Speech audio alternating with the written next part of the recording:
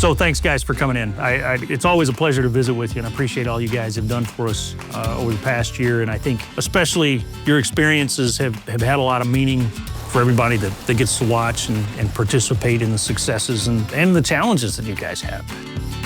We wanted to take the time to talk to you about yield results today. And especially when we think about performance of products, we often think about, wow, it did this much overall, or it did this much in a lot of places. And how do you talk to people where it didn't do what we expected? What do you think is the next step after that trial for each one of you? We've seen zeros, and we've seen some up to 17 bushels, I think, on the yield monitor. So, but the average was still that 4 or 5 bushels. So what we want to do going forward with BioPath is fine tune where we place it on our farm. And that's not something that happens in 1 year of trials, but that's kind of a moving thing, but we learn more every year, and we're learning where to place it. Well, we're going to try it again because I want to understand where, what the limiting factor there was. Because we went out in the season and did root digs, dug up plants, looked at plants. We've seen a plant response, but at the end of the day, it didn't put bushels in the tank. Was it maybe just a question of the difference in size of, like, compared to the livestock?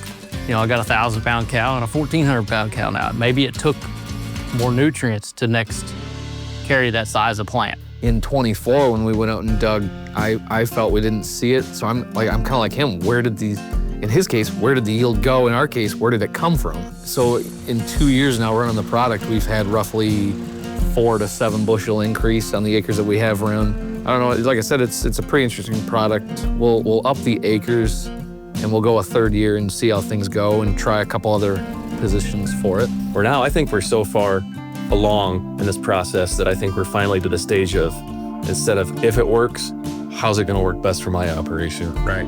So I think we are a little bit to the stage of the game where it's an add to our program. But I think that's a really key point, because I think, as you get to the add piece, the question becomes where?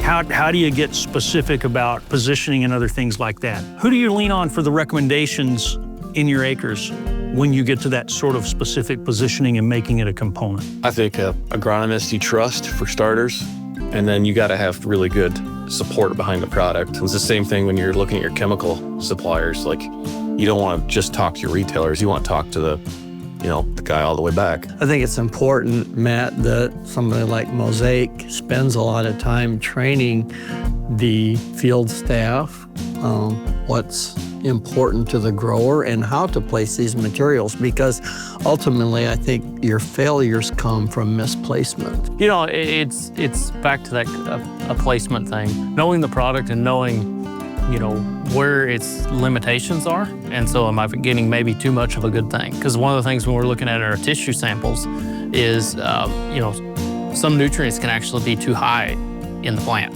and causing an imbalance back to the antagonistic chart of the nutrients.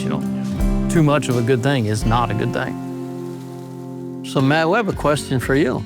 You see data from around the country, have multiple data points to look at. Where is the best placement for BioPath or PowerCoat?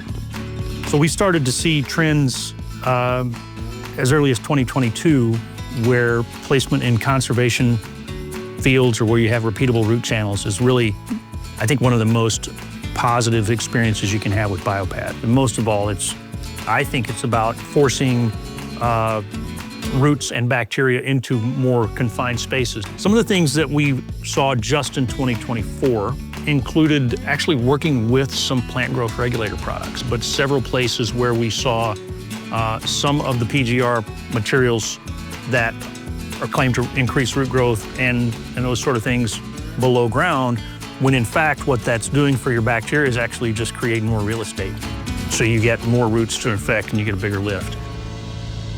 What are the things that you saw in the past season that were unique, that maybe you learned in the process, whether it was with BioPath or not? Were there things that jumped out to you in 2024? Mine was probably applying certain nutrients and bumping other nutrients that I'm like, wow, I've never seen that before.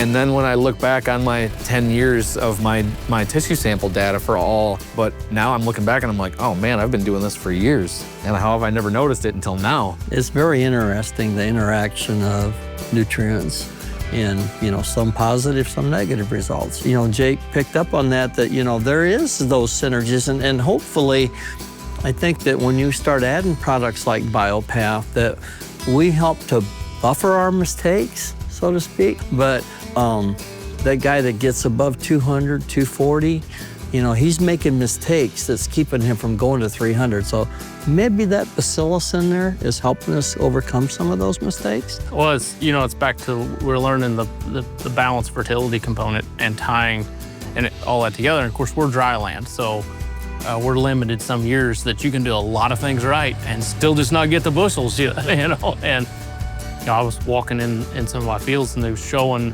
on our disease map that, there's, tar spots in the area and stuff. And I wasn't finding it in my field. But I linked it back to being a student of the crop and trying to keep my fertility in balance and not, like you say, talking about getting nitrogen too high. We can throw some things out of balance by more is not always better. I think a takeaway from last year was for us how critical water is when you have too much or you just can't get enough. I mean, we started out, it was mud when we planted. It was time to plant. You were going to plant regardless. That hurt us right up front. But then it rains like floods and it stays saturated. And then it just stops raining. We probably would have been better off, even though our crop insurance would have been diminished, just wait it out and plant in June. I think would have been better off. Guys, what a fantastic conversation. Thanks for all you've done this year, but thanks especially for sitting down today. It's been a really constructive conversation.